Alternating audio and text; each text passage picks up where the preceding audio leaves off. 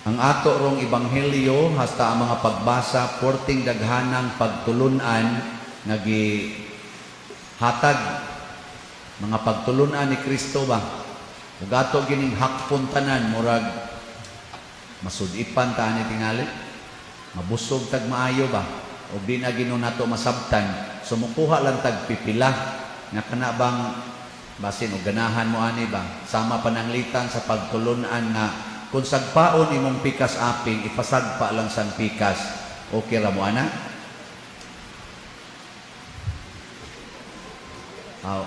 Di lang ta ana.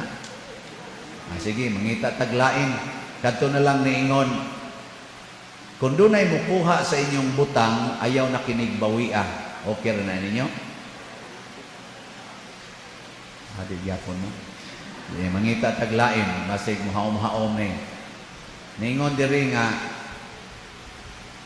kuno ayaw mo paghukom aron dili sad mo hukman. Okay na ninyo? Iko no lingi ako no na imong tupad. Ayaw mo paghukom. Sige lingi ah. Ang saon man aron dili ka makahukom. Kay kamo maginikanan kusog kay mo hukom sa iyong mga anak. Dahil mong ingon ikaw ha. Bad na ha. So ayaw hukom. Hukom na. Ang sa may mong isulti, di na kami ngong bad na ha? Ang sa may mong isulti. Angkot lang. Ay paghukom. Pasabot, ayaw pakasada ang imong isig katao, ayaw siyag butangig sa, aron dili sad ka butangag sala sa Ginoo. Ang pasabot, ang imong anak, o ang imong bana, o imong asawa, o imong ginikanan, nakapasakit siya nimo, buhata ang kinaiyas Ginoo. Unsa may kinaiyas Ginoo, matud pa sa atong salmo, tubag nato sa tiyang giingon, ang Ginoo maayo ug maluluyon. Kana ra gyud, ug masakitan ka, pabiling maayo. Nya kanang nakapasakit nimo, kaluy-i. Nahalakaluoy niya, iya kong gipasakitan. Giguli sa imong bana, kulatahon ka niya. Kaluoy sa kong bana, gikulata ko.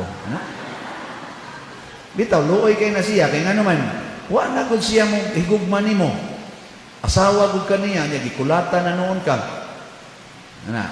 Kaluy Tanawa si Kristo, nalansan sa cross. Siya na nung inaluoy sa naglansan niya. Kung sa iyang gisulti, ekspresyon siyang kaluoy. Siya, amahan ko, pasaylua sila kay luoy kayo. Wa masayod sa ilang gibuhat. O, di ba? Maayo gyud kay siya og maluluyon. Yan ingon Diyos Kristo dire sa atong ebanghelyo. Kung ang inyong higugmaon kadto ra sang nahigugma ninyo, unsa may nabuhat ninyo nga angay gantihan.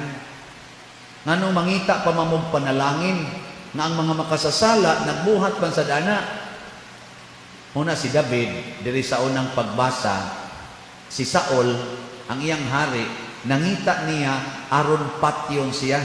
Sige intawon siya tago-tago dito sa kabukiran. Gadagyod si Saul, si King Saul, si Hari Saul, nagdagyog 3,000 ka mga hanas nga mga sundao aron pangitaon si David og patyon.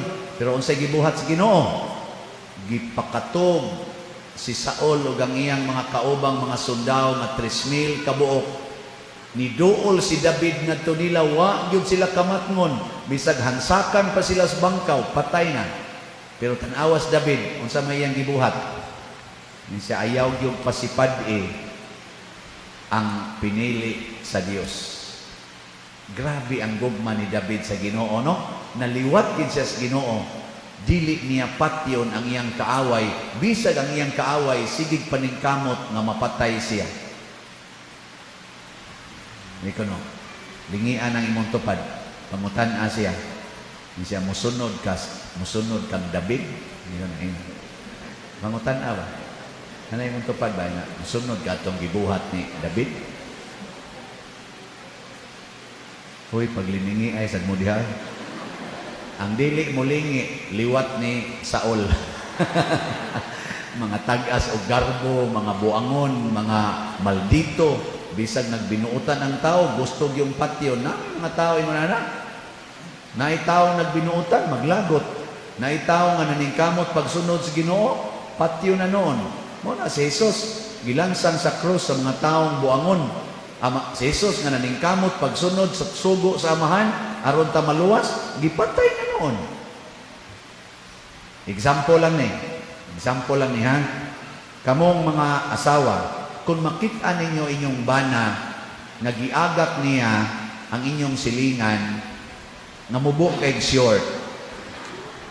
Nya maglisod og agi sa kanang bakilid bangadan or ang-ang. Nya giagak sa inyong bana, masuko mo dili. Mga asawa, tubag. Nya pag-abot pag dito sa ubos, tungod sa pasalamat at tumubok kay short, nya gas paghiti ra dire, dagko ra ba kayo dinhiani? Imo pag yung nakita nga nigakos pag sa imong bana, nya nikis, nya nibabay pag yun imong bana, iniguli sa imong bana sa inyo, unsa may imong isulti? Ha?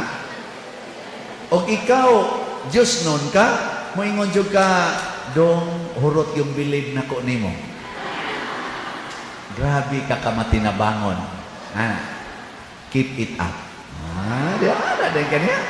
Mudayeg ka ba? Makadayeg ka siyang maing gibuhat. No? Pero ikaw, liwat kang Saul, moingon ikaw, hala, mailisan ko ani, mapulihan ko ani, patyon ko ning animal. Nasuko din kaniya. Moto si Saul, nagtinarong in taon si David, buot naman noong patyon Saul.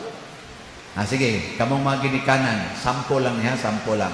Imong anak, 13 anyos, babae, mao pa lang intaw pagsugod-sugod pagkadalaga, nga nakita nimo nga naay ka-date na uyab.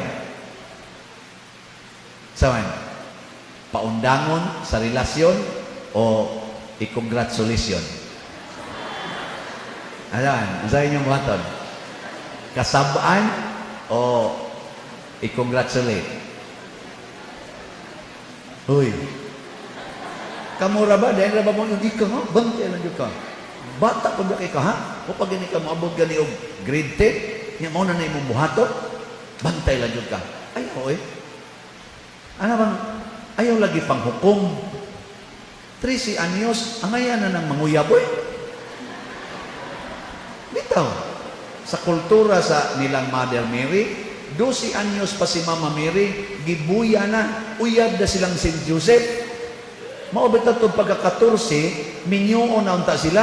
Kaya kayang Ginoo, abtik man sa kayo, gipamabdusan si Maria, 14 pa edad.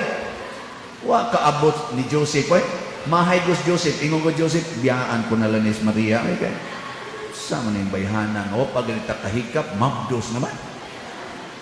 Pero, giingnan mo sa Ginoo nga, ako man ang anak Joseph, kunya, nahigugma man kanako, pangasawa na si Maria, ni atimana na siya, kay gisugo, tika, ningon si Joseph, biday, Salvador del Mundo tani, pero ikaw may nagsugo, Lord, sunod lang ko nimo.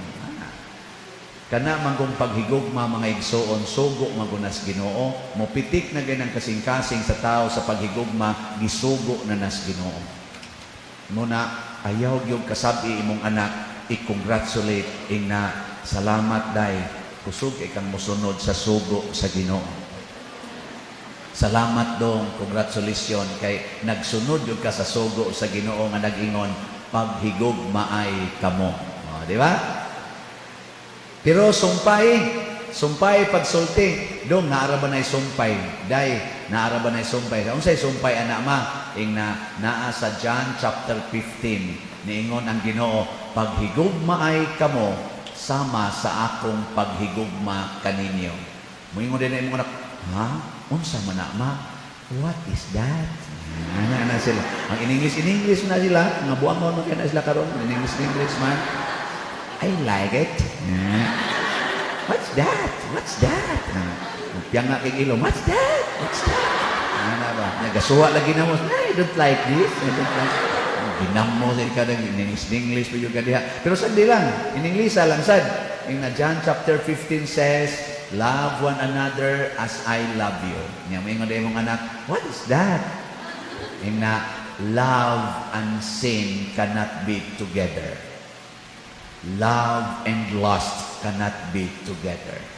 Siya niya, unsa may buhaton an ama? Niya kinahanglan kahibaw mo sa boundary dayha, kahibaw mo sa boundary sa love o sa lust. Siya unsa may boundary an ama? Basta wapay kasal, way hikapay, tinan-away ra. Niya ladok-ladok sa laway. Siya, basta wapay kasal. Sa unya mainig humagkasal, dinumugay to the max. Hangtod mo mga luyag, mangluspad, okay na na. Basta humanag kasal, pero wagan ikasal, pugong yun. Way hikapay, ladok laslaway, tinutukay, hangtod mo luha ang inyong mata. Ana ra, nyag mo sunod imong anak-anak, ing na double congratulations. Wagi doon tayo magpabunyag dinhi, magkugos-kugos og bata nga mga way kasal. Nagkaroon ay gabunyag kog unong kabuk bata, ingon dayon ko mga mature na ramag mga naong ingo kinsa dinhi ang kinasal sa pare isang usa gyud kabo niya nako kamo ding lima wa de doko lang